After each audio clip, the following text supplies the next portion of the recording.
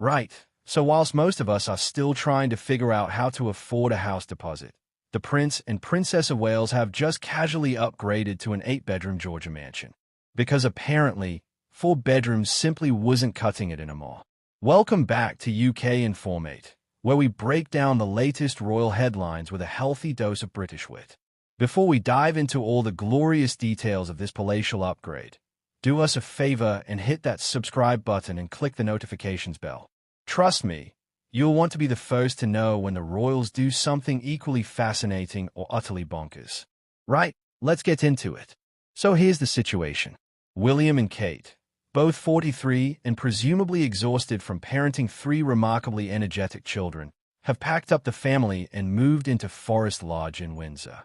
And no, this isn't some quaint little cottage with roses round the door. This is a proper Georgian mansion, built in the 1770s, which means it's got more history than your average episode of Antiques Roadshow. Prince George, who's now 12, Princess Charlotte at 10, and 7-year-old Prince Louis have officially relocated during their school half-term, because nothing says low-key house move quite like shifting an entire royal household in a week's holiday. Now, let's rewind 3 years. Back in 2022, William and Kate made the move from Kensington Palace to Adelaide Cottage in Windsor. The official line? They wanted more green space for the children. The unofficial translation? They were absolutely done with London traffic and wanted their kids to grow up somewhere they could actually breathe fresh air without inhaling exhaust fumes. Kate herself said it best during the Irish Guards' St. Patrick's Day parade in March. She told soldiers, "We are in Windsor at the moment. We were in London but moved there for more green space. It's close enough to London, not too far away." Essentially, they wanted the best of both worlds, countryside living with a commute to the office that doesn't require a 3-hour slog through roadworks. But here's where things get interesting. Adelaide Cottage was always meant to be a trial run. 4 bedrooms, cozy vibes, perfect for testing whether Windsor life suited the Wales clan. Spoiler alert, it did. The kids started at Lamrook School nearby. Kate's parents, Carol and Michael, became the ultimate hands-on grandparents, and suddenly the whole setup just worked. But 4 bedrooms, with 3 children who are growing faster than you can say school uniform shopping. Yeah, they needed more space. Enter Forest Lodge. 8 bedrooms, Georgian elegance, and crucially, only 4 miles from Adelaide Cottage, so the kids don't have to switch schools or lose their mates. It's basically the royal equivalent of moving to a bigger house on the same street, except your street happens to be Windsor Great Park and your neighbors are probably dukes and earls. Now let's talk about timing, because this move isn't just about square footage. The past few years have been brutal for this family. They'd barely settled into Adelaide Cottage when Queen Elizabeth passed away in September 2022.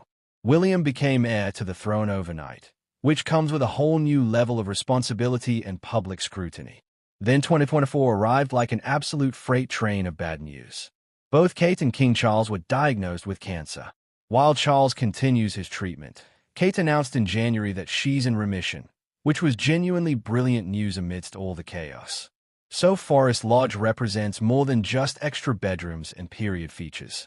It's a fresh start, a chance to draw a line under some genuinely difficult years and build new memories somewhere that feels permanent. In fact, sources say this is their forever home. Even when William eventually becomes king, they plan to stay put. No more moving house every few years like some kind of incredibly posh game of musical chairs. But let's address the elephant in the 8-bedroom mansion. Despite all this space, William and Kate still aren't having live-in staff. The children's longtime nanny, Maria Turin-Barallo, and the housekeepers will stay in smaller properties on the estate. It's their way of maintaining some semblance of normal family life, even if normal includes living in a house that's been standing since George III was on the throne.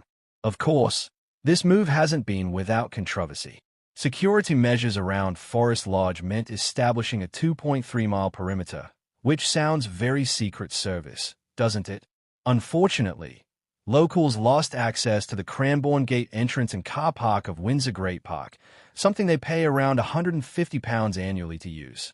So whilst the Walesies get their fresh start, some neighbours are understandably miffed about losing their parking privileges. Can't please everyone, apparently. Forest Lodge itself has quite the backstory. The Crown Estate purchased it in 1829, and the Deputy Ranger of Windsor Great Park lived there until the 1930s.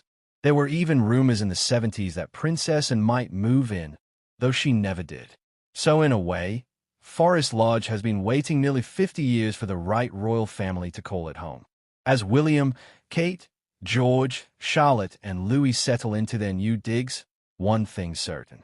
This move signals stability, resilience, and a determination to give their children as normal an upbringing as possible, even if normal includes a Georgian mansion with 8 bedrooms.